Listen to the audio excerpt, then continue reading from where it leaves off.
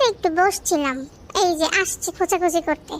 পেটের মধ্যে এত কৃমি এদের, খালি খোঁচাখুচি, শান্তি নাই। দূর, দিব কামড়? সাহস তো নাই কামড় খাওয়ার, থাকলে তো হাত সরাইতেন না, তাই না? খালি শুধু শুধু খোঁচাখুচি। দূর, কামড় দিয়ে দিব দূরে একটা।